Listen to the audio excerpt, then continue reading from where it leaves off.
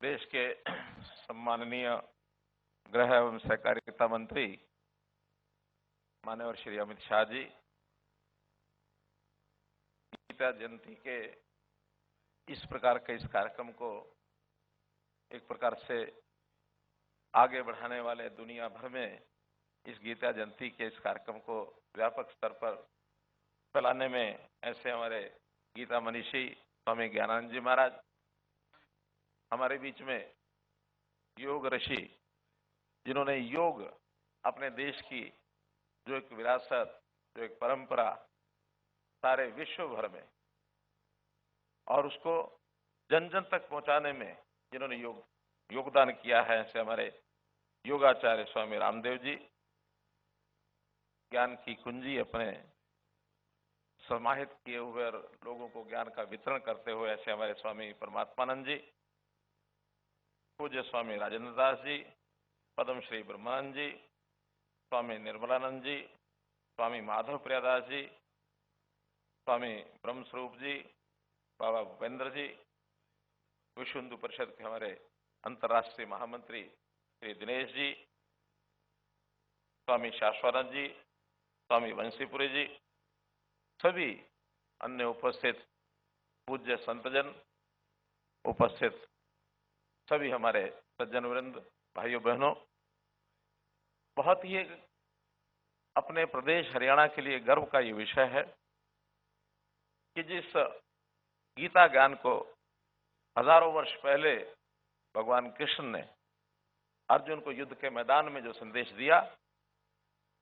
वो केवल एकमात्र कोई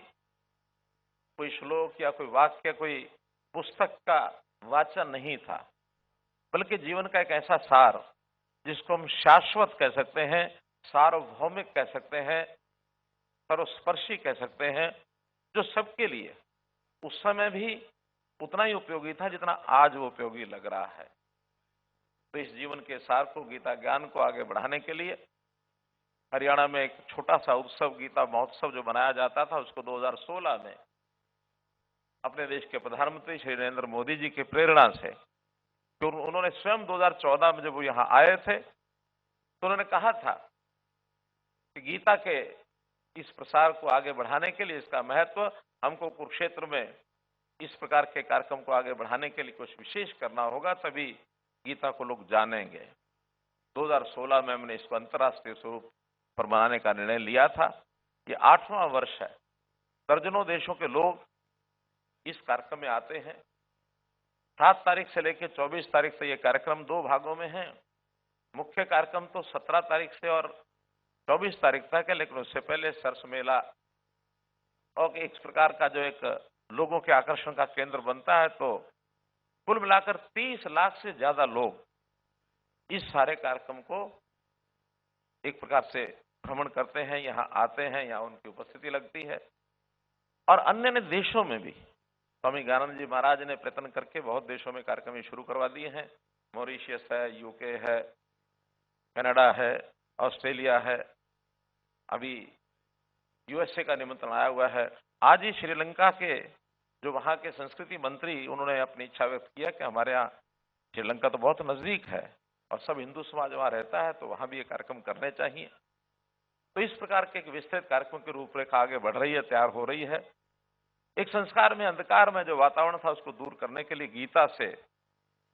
बढ़िया और कोई संदेश हो नहीं सकता। तो आज के इस कार्यक्रम में जो संत सम्मेलन का आयोजन, इसमें आज उपस्थित अपने देश के गृह मंत्री श्री अमित शाह जी उपस्थित हुए हैं। मैं हरियाणा की 2 करोड़ 80 लाख लोगों की ओर से आपका स्वागत करता हूं, आपका अभिनंदन करता हूं। हम जानते हैं कि श्री अमित शाह जी और देश के अपने प्रधानमंत्री श्री नरेंद्र मोदी जी, जो कुछ इस समय हम देख रहे हैं, जो इस देश के अंदर कमियां हमको ध्यान में आती थी, देश आजाद हुआ वर्षों की गुलामी के बाद, वो एक कहानी है। लेकिन आजादी के बाद एक चैलेंज था कि इस देश की एकता और अखंडता, इसको मजबूत रखा जाए। तो हमको मालूम है कि उस समय के गृह मंत्री लौह पुरुष सरदार वल्लभ भाई पटेल जी का एक बहुत बड़ा योगदान उसमें रहा है।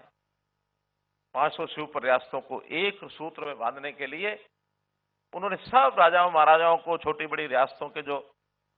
चलाने वाले उस समय लोग थे, सबको एक सूत्र में बांधा और देश एकता में बंद करके और आज एक लोकतांत्रिक सबसे बड़े देश के रूप में उभर करके आया है।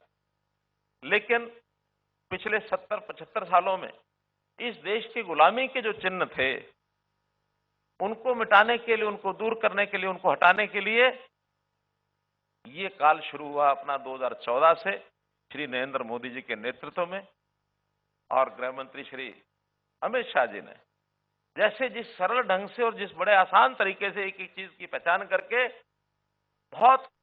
तरह तरह की शंकाएं जाहिर की जाती थी, अयोध्या में राम मंदिर बनेगा तो पता नहीं क्या हो जाएगा, ऐसे 1 मिनट चुटकी में सारा मामला हल हो गया। जम्मू कश्मीर में 370 हटाना यह असंभव लोगों को लगता था,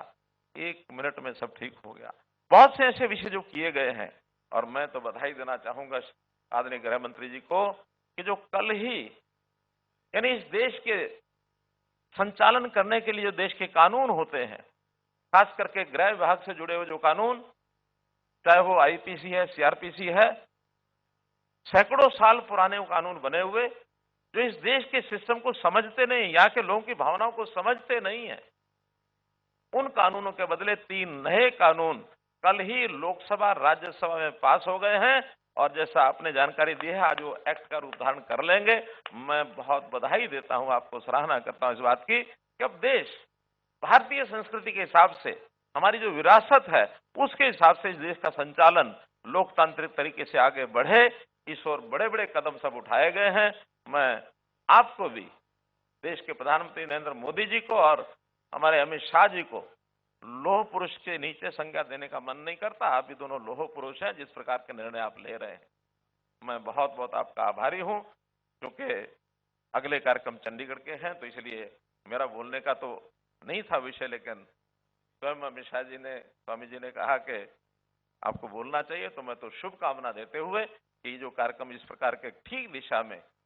गीता जयंती के कार्यक्रम हो अथवा अन्य कार्यक्रम हो, इसमें हमको सबको आगे बढ़ चढ़ करके भाग लेना चाहिए, अपनी भूमिका निभानी चाहिए। बहुत बहुत धन्यवाद।